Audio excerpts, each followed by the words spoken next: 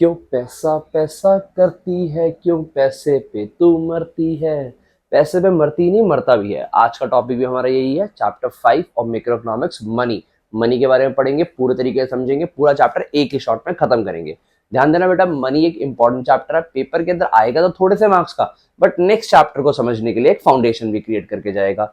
National income तक का काम कर चुके हैं, आज स्टार्ट कर रहे हैं मनी। ध्यान से समझना। चलिए, साथ में अपनी नोटबुक वगैरह ले लो, जो नोट्स है इसके मैं डिस्क्रिप्शन में लगा दूंगा ताकि तुम वहां से भी ले सकते हो। प्रॉपर चैप्टर कवर करेंगे, अच्छे से पढ़ेंगे। चलो स्टार्ट करते हैं वीडियो को और सीखते हैं हमारे कॉन्सेप्ट मनी को।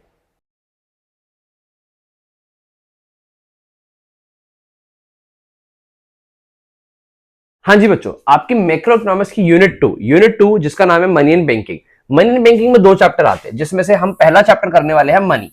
अब ये मनी जो चैप्टर है वो क्या कहता है, ध्यान से सुनो। मनी का चैप्टर ना हमें मनी के बारे में तो बाद में बताएगा, ये पहले हमें बताता है कि जब मनी नहीं होता था तब क्या होता था।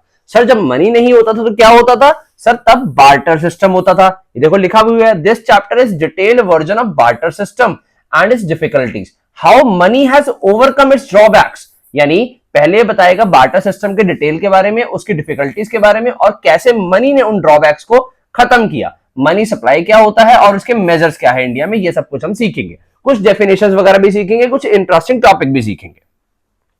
अगर हम बात करें बार्टर सिस्टम की, सर बार्टर सिस्टम क्या होता है? बार्टर सिस्टम का मतलब होता है things in exchange of things, यानी जब आप गुड्स के बदले गुड्स एक्सचेंज करते हो उसको बार्टर सिस्टम बोलते हैं। इट इज कॉल्ड, जहां पर जिस इकोनॉमी में, जिस देश में बार्टर सिस्टम यूज होता है उसको बार्टर इकोनॉमी बोलते हैं, या फिर सीसी इकोनॉमी बोलते हैं, where C stand for the commodity, यानी commodity economy. I hope so समझ आता है। व्हेन अ फार्मर, एग्जांपल देखिए, when a farmer gives wheat and gets cloth from the weaver in return, it is known as barter exchange. जब एक farmer ने wheat के बदले क्लॉथ लिया तो इस ट्रांजेक्शन को बोला जाएगा इन्होंने बार्टर एक्सचेंज किया। ठीक है जी। बट ना बार्टर सिस्टम तो सर चलता रहता, अच्छी बात थी, बट बार्टर सिस्टम में सबसे बड़ी प्रॉब्लम क्या थी? बार्टर सिस्टम को करने के लिए सबसे बड़ी प्रॉब्लम थी कि बार्टर सिस्टम को करने के लिए आपको डबल कोइंसिडेंस ऑफ वांट्स का होना बहुत जरूरी था। बहुत ही इंपॉर्टेंट चीज है कि अगर आपके पास डबल कोइंसिडेंस ऑफ वांट्स नहीं होंगी तो आप बार्टर सिस्टम नहीं कर सकते। सर क्या मतलब है डबल कोइंसिडेंस ऑफ वांट्स का? ध्यान से सुनना। Double coincidence of wants refers to simultaneous fulfilment of mutual wants. Sir अंग्रेजी लिखना भी जरूरी है पेपर में। क्या कह रहा है कि simultaneous fulfilment of mutual wants, यानी दोनों की वांट्स का simultaneous fulfilment of buyer and seller. In the above example, want for clothing by the farmer coincides with the want for weaver for the wheat. यानी farmer को अगर cloth चाहिए था तो बदले में देने के लिए व्हीट था।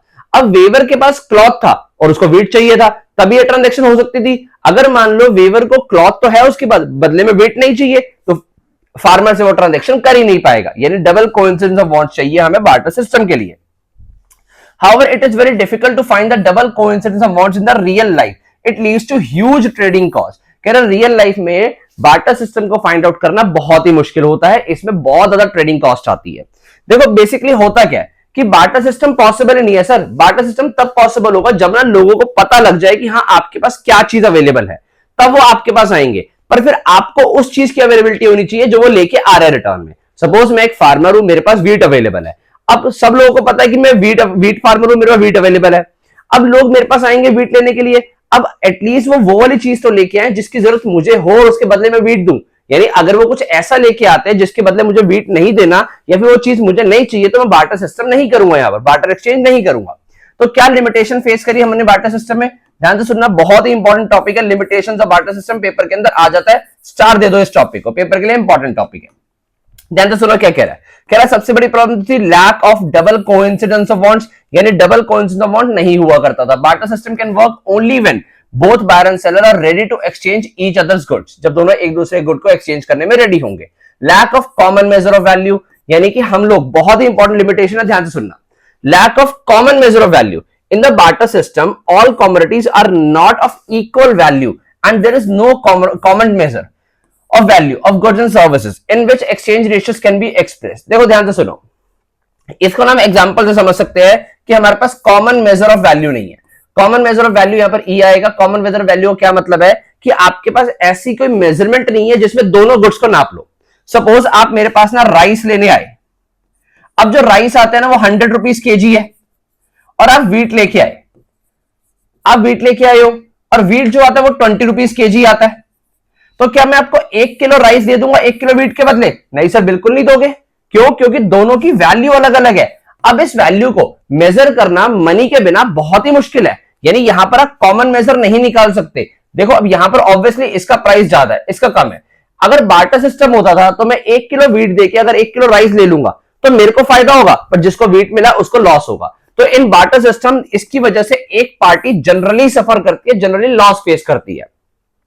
उसके अलावा यहां पर एक प्रॉब्लम यह भी आती थी कि अगर मैं कोई ऐसी चीज लेके जा रहा हूं जिसकी डिविजिबिलिटी नहीं हो सकती, तो जिसकी वैल्यू नहीं लगा सकता, suppose I have to exchange the buffalo, मुझे बफेलो एक्सचेंज करना है फॉर द गोट, मुझे गोट के बदले बफेलो एक्सचेंज करना है, क्या दोनों की वैल्यू सेम रहेगी? सर अब देखो, गोट जो है वो बहुत एक छोटा जानवर है, बफेलो बहुत बड़ा जानवर है, तो दोनों को अब ऐसा तो है नहीं बफेलो को काट के बेच देंगे, ठीक है, यानी यहां पर पॉसिबल ही नहीं है।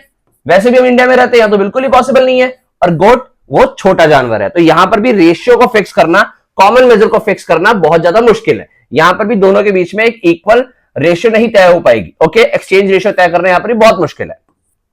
फिर आता है हमारे पास lack of standard of deferred payment. देखो आजकल का कोई भी बिजनेस ना बिना उधार के नहीं चलता। बार्टर सिस्टम में उधार करना बहुत मुश्किल था।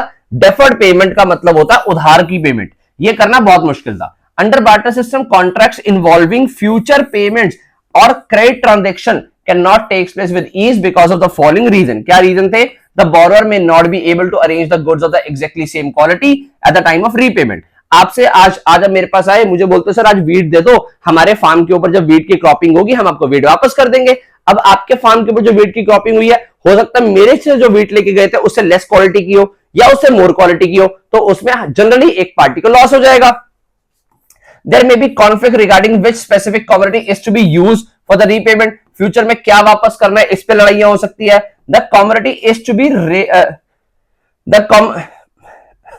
the commodity to be repaid may lose or gain its value at the time of repayment, so it is very difficult to make the deferred payment in the form of goods। यानी goods के case में deferred payment करना यानी future payment करना बहुत ही मुश्किल था, क्योंकि कमोडिटीज अपनी वैल्यू को लूज और गेन कर सकती है, फ्यूचर में लॉस हो जाएगा।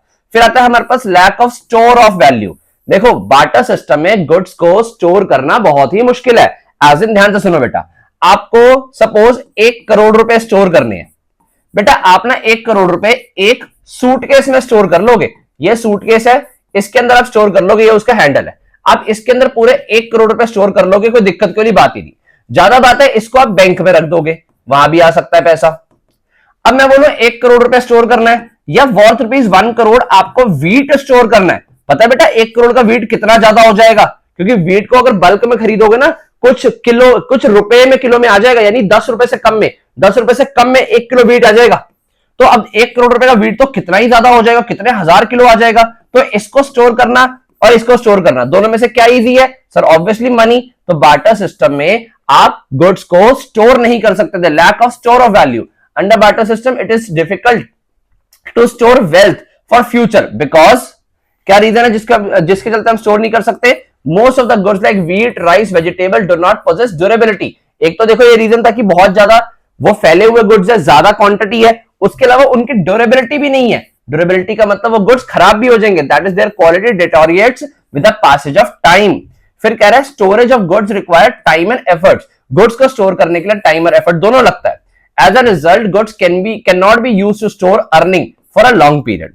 With so many difficulties barter exchange could not be continue for a long time. As a result it was replaced by the monetary system of exchange, that is buying and selling of goods with the help of money। तो देखो इतनी सारी difficulties के चलते हम लोगों ने barter system को लात मारी कि भाई अब तेरे का यूज नहीं करेंगे, क्योंकि तेरे चलते हमारे काम अच्छे से नहीं हो पा रहे, और हम लोग ले आए मनी को, मॉनेटरी एक्सचेंज करने लग गए। ध्यान से सुनना, हम लोगों ने कौन कौन सी यहां पर क्या पढ़ा है लिमिटेशंस ऑफ बार्टर सिस्टम में? Lack of double coincidence of bonds, lack of common measure of value, lack of standard of deferred payment and lack of store of value. ध्यान से सुनना, बहुत ही ज्यादा इंपॉर्टेंट टॉपिक है ये।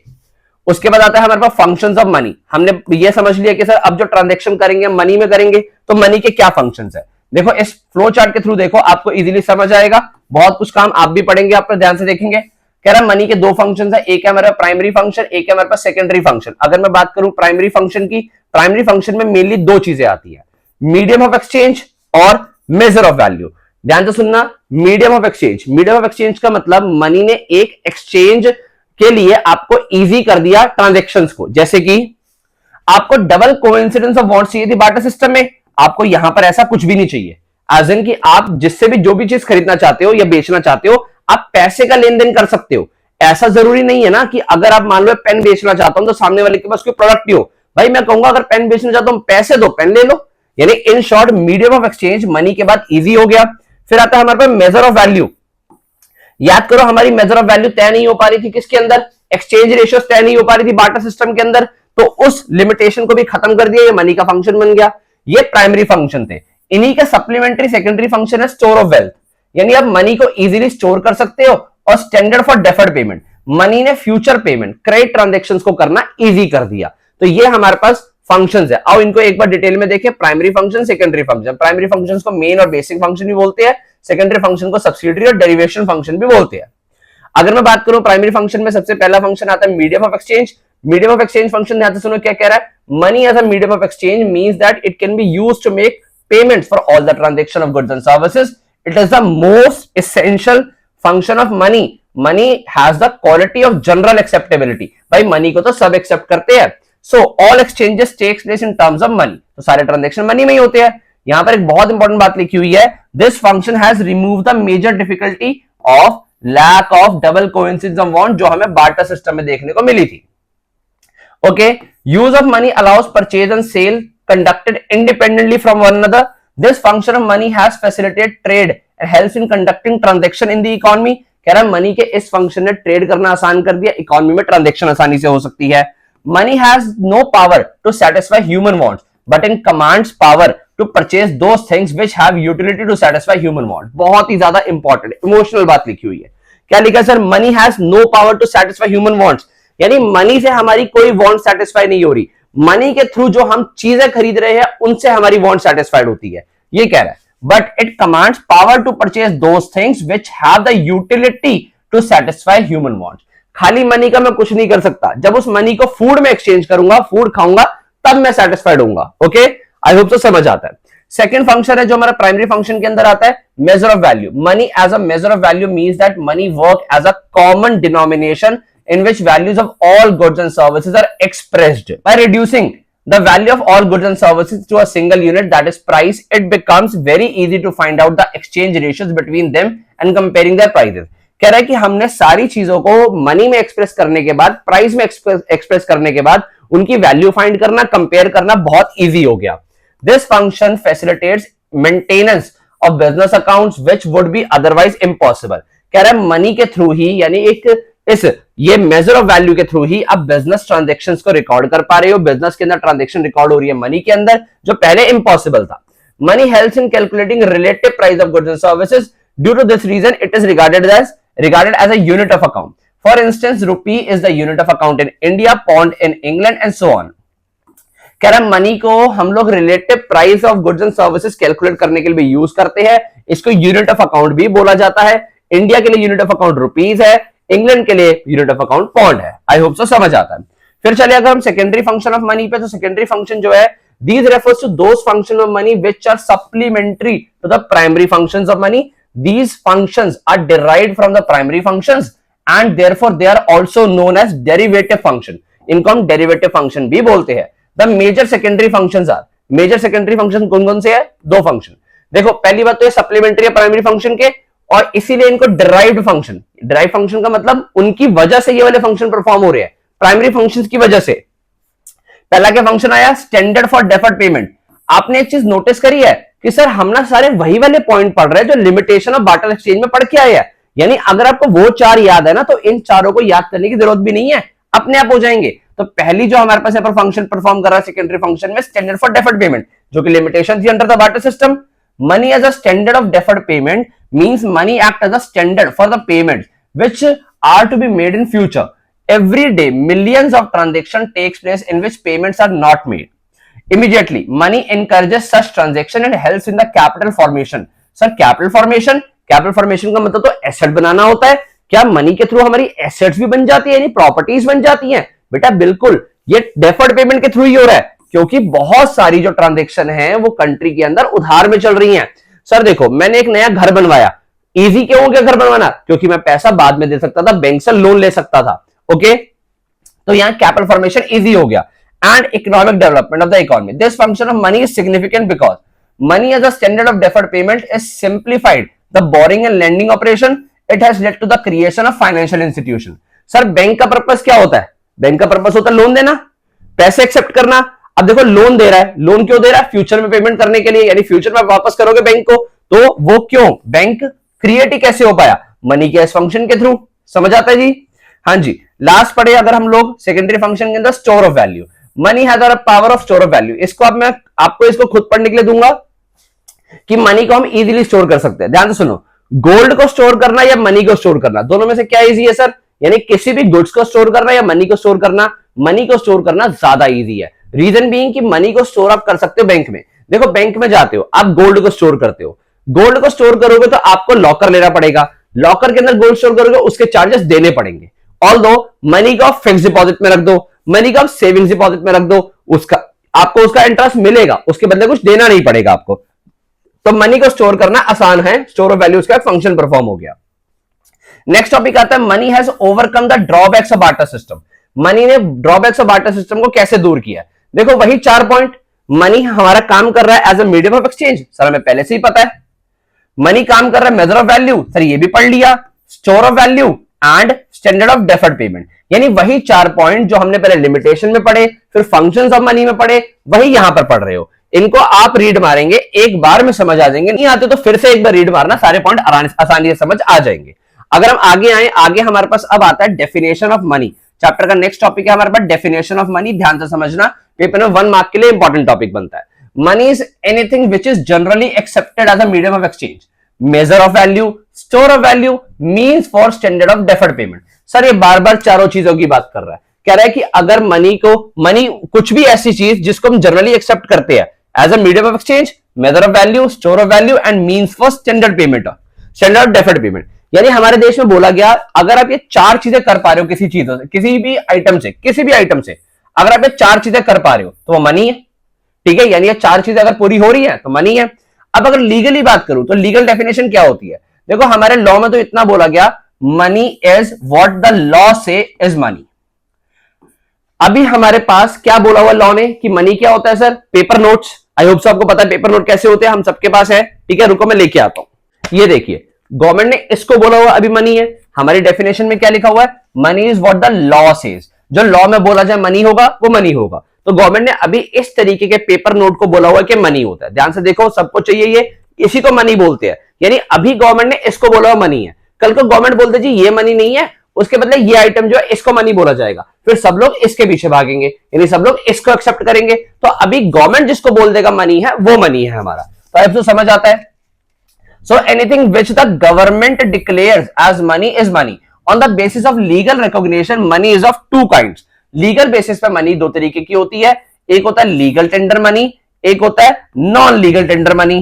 Legal tender money से 2 पार्ट से बांटी जाती है, limited legal tender, unlimited legal tender। आओ डिटेल में देखें। Legal tender क्या होता है? Money which can be legally used to make payment of debts or other obligation is termed as legal tender money. A creditor is obliged by the law to receive such money in payment of debts due to him. Legal tender money is of 2 kind. देखो legal tender money basically वो है जो जिसको government ने legal दर्जा दिया है कि भाई साहब ये चीज आप एक्सेप्ट करोगे मनी की तरह पेमेंट करने के लिए, पेमेंट रिसीव करने के लिए। हमारा जो क्रेडिटर होगा यानी जिसको हमें पेमेंट करनी होती है वो ऑब्लाइज है मनी को एक्सेप्ट करने के लिए। अगर वो मनी को एक्सेप्ट करने से मना करता है तो उसके अगेंस्ट लीगल एक्शन लिया जा सकता है। इस बेसिस पे मनी को 2 काइंड्स में बांटा गया, एक होता है लिमिटेड लीगल टेंडर, एक होता है unlimited legal tender. Limited legal tender का मतलब ऐसी मनी जो लीगल टेंडर तो है बट लिमिटेड है, एज इन कि उसको आप अनलिमिटेड नहीं यूज कर सकते। It refers to that form of legal tender money which can be paid in discharge of a debt up to a certain limit. Beyond this limit, a person may refuse to accept the payment and no legal action can be taken against him. In India, coins are the limited legal tender. कह रहा है India के अंदर जो limited legal tender है वो होते हैं कॉइन्स। इसका मतलब कॉइन्स को अगर आपको किसी को पेमेंट करनी है तो एक लिमिट तक कर सकते हो। सर कितनी लिमिट? हमारे पास ना एक कॉइनेज एक्ट है, उस कॉइनेज एक्ट 2011 के अकॉर्डिंग आप किसी पर्सन को 1000 रुपीज मैक्सिमम कॉइन्स पे कर सकते हो।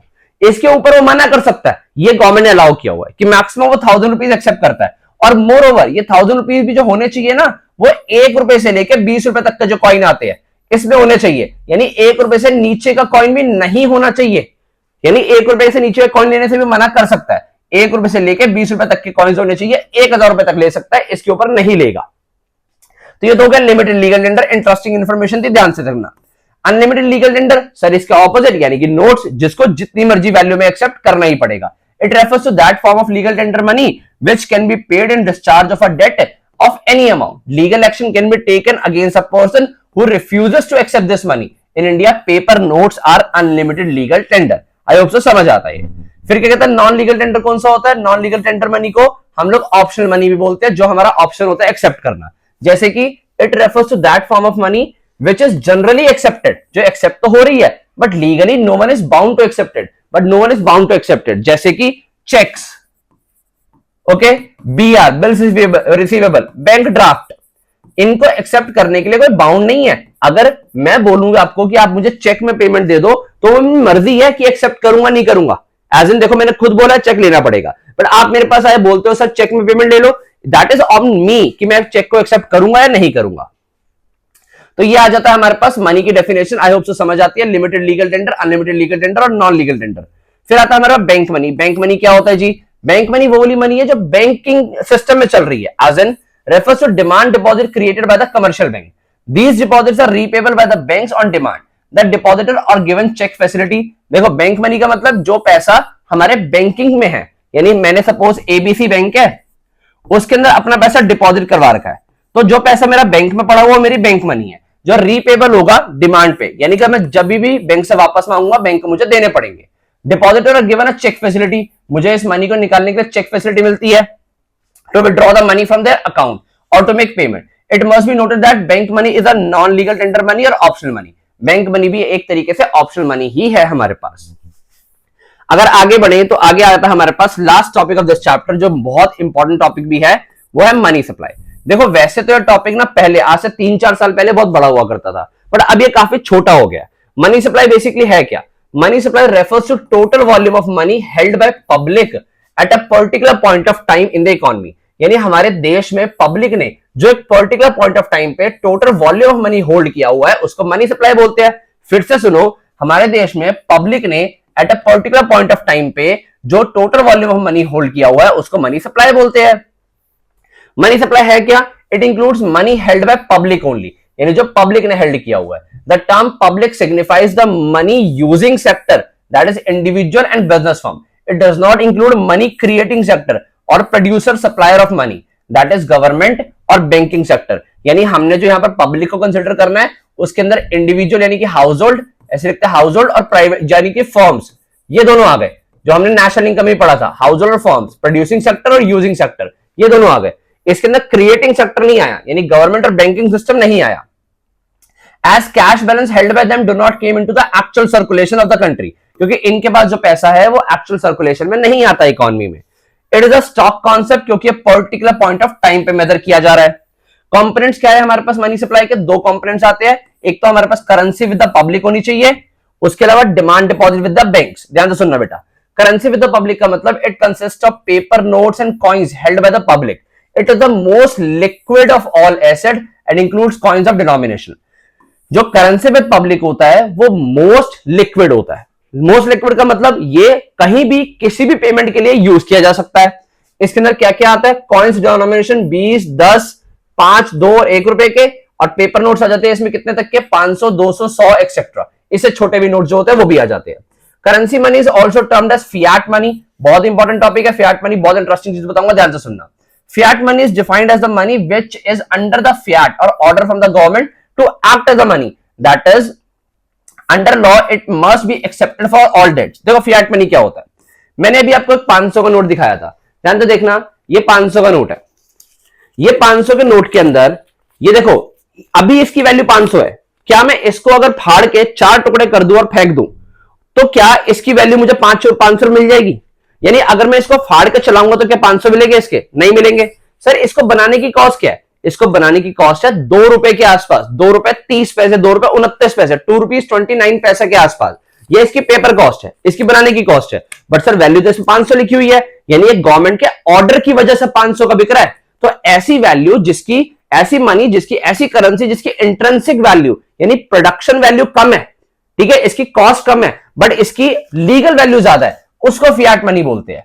तो ये ऑर्डर मनी है गवर्नमेंट के थ्रू, जिसकी प्रोडक्शन वैल्यू तो बहुत कम है बट गवर्नमेंट की ऑर्डर की वजह से इसकी वैल्यू बहुत ज्यादा है, तो ऐसी मनी फियाट मनी बोली जाती है। It is also termed as legal tender money. It can be legally used to make payment of debts or the other obligation. फिर अगर हम बात करें demand deposit with the banks, it refers to demand deposit और bank money of the public with the commercial banks. Demand deposits are the deposits which can be encashed by issuing a cheque at any time by the account holder. Demand deposit वो वाला पैसा जो bank के पास पड़ा है, हम उसको कभी भी पैसा निकाल सकते हैं चेक के through. A demand deposit is treated as a equal to currency held as it is readily accepted as a means for repayment या मीन फॉर पेमेंट। कह रहा डिमांड डिपॉजिट को भी करेंसी माना जाता है क्योंकि इसको भी कभी भी हम पेमेंट के लिए यूज कर सकते हैं। कह रहा only net demand deposit includes, ध्यान से सुनना बेटा, यह ए बैंक, यह बी बैंक, मैंने अपना पैसा ए बैंक में डाला, आपने अपना पैसा बी बैंक में डाला। अब क्या हुआ, ए बैंक के पास कुछ पैसा पड़ा था जो बी बैंक में डाल दिया, बी बैंक के पास कुछ पैसा पड़ा था जो ए बैंक में डाल दिया, यानी इन दोनों बैंकों ने आपस में ही पैसा डिपॉजिट किया हुआ है। कह रहा जब हमें मनी सप्लाई लेना है ना, तो ये वाला पैसा कंसिडर नहीं करना, सिर्फ ये वाला करना है, यानी जो पैसा पब्लिक का पड़ा हुआ ना बैंकों के पास वो कंसिडर करना। देखो, it must be noted that demand deposit are taken on the net basis, that is inter bank deposit, ये जो बैंकों ने आपस में डिपॉजिट कर रखा है are excluded. Inter bank deposits are the deposit held by banks on behalf of other banks. Such deposits do not form part of the money supply as they do not belong to the public. I hope so समझ आता है। आगे चले, हम लोग term deposit को भी नहीं लेंगे। While calculating M1 measurement of money supply, only demand deposits are considered as a part of the money supply and not the term deposit. देखो अब ये M1 हमारे पास डायरेक्टली आ गया, although इसकी बात हमने आगे जाके करनी भी है, तो आगे देखते हैं इसको। Measures of money supply, last topic almost। Methods of money supply की बात करूं, कह रहा till 1967-68 Reserve Bank of India use करता था सिर्फ narrow measures of money supply. ये क्या होता देखेंगे, but since 1977 4 alternative measures of money supply ज्यादा फिर और आ गए। But since 1977 4 alternative measures of money supply M1, M2, M3 and M4 have been evolved. अब ये M1, M2, M3, M4 क्या है, ध्यान से देखना। सबसे पहले M1, it is the first and the basic measure for money supply. M1 is the most liquid measure of money supply as all its components are easily used as a medium of exchange. कह रहे देखो basically आप ध्यान से सुनना, ये measure of money supply है, यानी हमारी कंट्री के अंदर मनी कितने कितने तरीके से इशू है उसको मेजर करने का तरीका।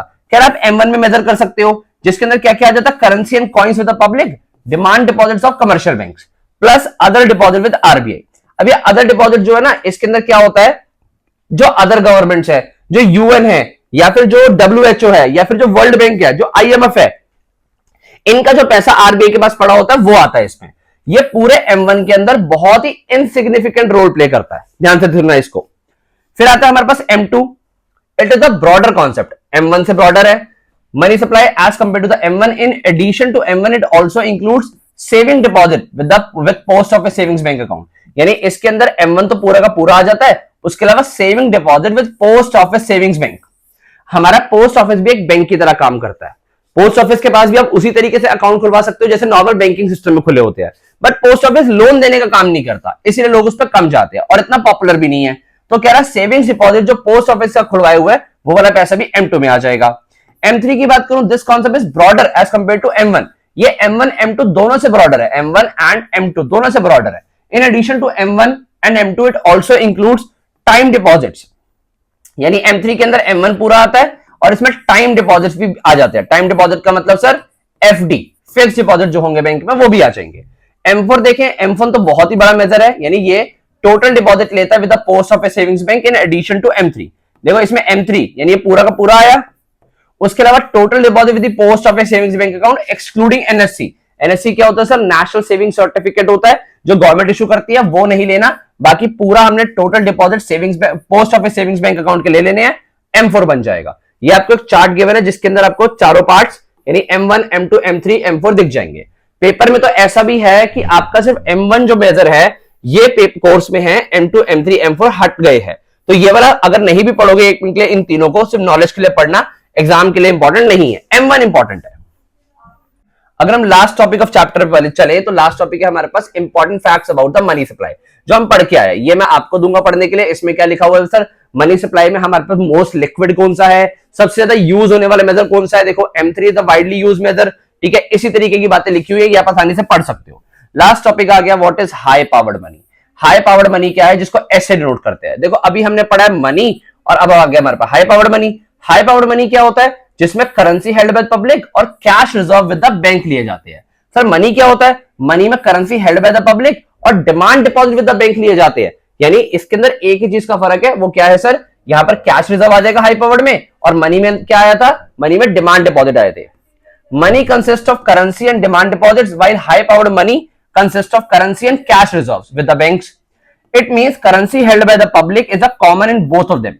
The only difference is that money includes demand deposit of banks, while high powered money includes cash reserve with the banks. I hope तो समझ आता है। H is the high powered as compared to M because cash reserve serve as a actual base for the generation of demand deposit. ध्यान से सुनना, कह रहा है इसको हाई पावर इसलिए बोला जाता है क्योंकि इसमें कैश रिजर्व है, और एक्चुअल में कैश रिजर्व के बेसिस पे ही हमारे देश में कमर्शियल बैंक्स या फिर जो बैंकिंग सिस्टम है वो मनी को क्रिएट करता है, जिसको डिटेल में सीखेंगे हम next chapter which is banking. तो आई होप सो आपको वीडियो पूरी समझ आती है। हमने इस वीडियो में आज बहुत अच्छा एक मनी चैप्टर खत्म किया, जो पेपर के लिए इंपॉर्टेंट चैप्टर भी है। कोई भी डाउट रहता है कमेंट सेक्शन का यूज करके पूछ सकते हो। मैं मिलूंगा तुम्हें बहुत जल्दी नेक्स्ट वीडियो में एक नए चैप्टर के साथ।